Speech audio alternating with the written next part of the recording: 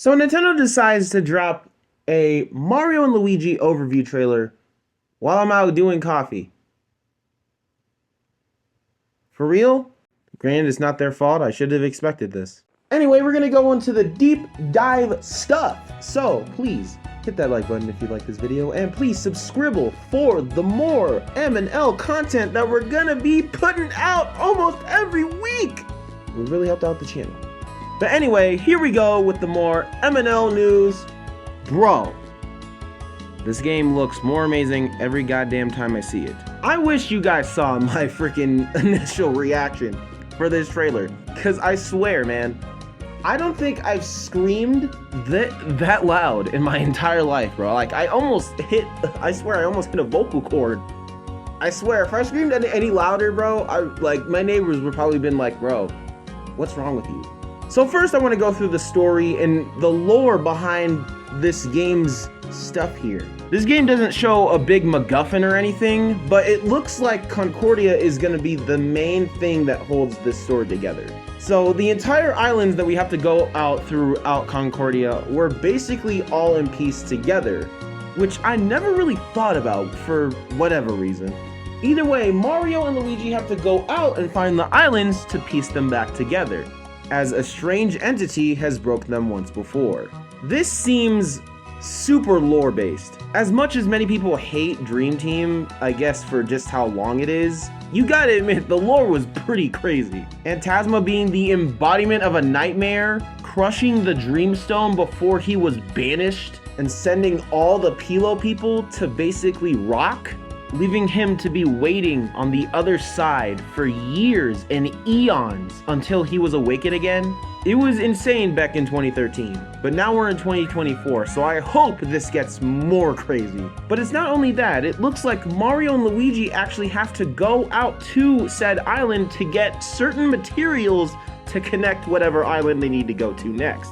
I feel like I'm gonna say connect a lot throughout this video. We also see it near the end of the trailer when Connie shines her watering can towards the light bulb sprout, it connects to Ship-Shape Island. It also shows that we're gonna be bringing the islands towards the big interface that is Concordia's tree. So either way, I think the story looks good. Okay, now we're gonna get into the bros move. Again, they show off the UFO spin move. Detail is super crazy. And then they show off two new ones. There's the spinning ball move that, I swear, man, I've missed this thing since Dream Team. I know in Dream Team they basically spin and then they jump, but it's crazy, man. I've missed this thing. Because it's basically from Partners in Time, you know, where they literally spin and make the baby pancakes. Again, fully amazing. I love it. But the second one here is more interesting. This bros move on the overworld, I don't know if it's a mechanic or not, but it's fire and ice bro. This is crazy. I did not expect this. We've never had a Mario and Luigi bros move that was connected to an item. I don't know how this would work on other pieces of the overworld, of other terrains, but it works a lot here in Heat Freeze Island. So maybe it's just for here? I don't know exactly. We're gonna have to wait for the game to come out to really know. There's also the wacky Luigi idea mechanic, which for whatever reason, it just looks super funny and absolutely fascinating at the same time. In the announcement trailer back in June, we saw Luigi have an idea of how to hit seeds back into the plants, and it looked like almost one of the Bowser's Inside Story minigames. This trailer goes into more the idea of that whenever Luigi has an idea, he'll either protect you or just help you out as a random CPU. It also gives him the fact that whenever Luigi has an idea, it's always with him glowing. There's more seen in this trailer where Luigi has the same effect around the area, meaning that he can help us out.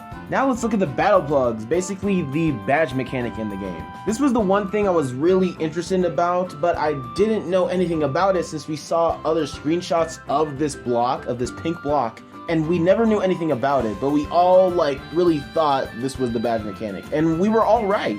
So it looks like within each plug you can have either a combo attack or just a random ability that can help you, whether it be a healing item or an effect on your enemy. And here we have a list of some of the set plugs we can put into battle. Kaboom attack, where you can hit one enemy and it hits the rest of every other enemy, basically like a combo. Surprise Iron Ball is also nothing new.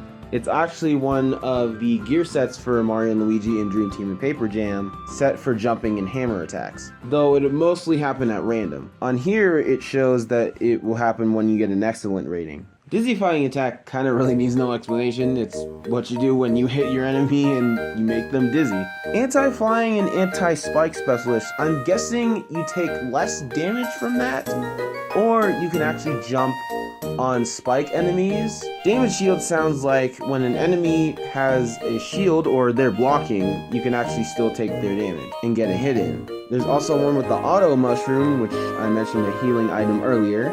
I'm guessing you can heal each bro in between turns, which honestly, that sounds really broken. And even though they don't have much to say about bros attacks, they do show a new one. It's another variant of Bob-omb Derby. Okay, I'm really convinced that they're obsessed with this attack now since it came from Dream Team and Paper Jam. But this one here is different. It seems after you hit the last bomb, it's actually a capsule that shoots freaking rockets. I really love the wacky creativity that these guys can make with these games, and it always continues in whichever game it is.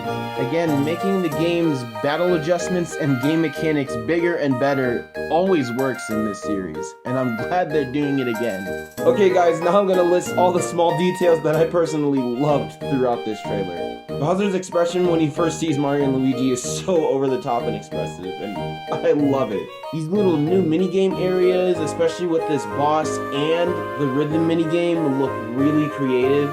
This Bowser fight looks awesome, as usual. I love how they're beating the living crap out of him.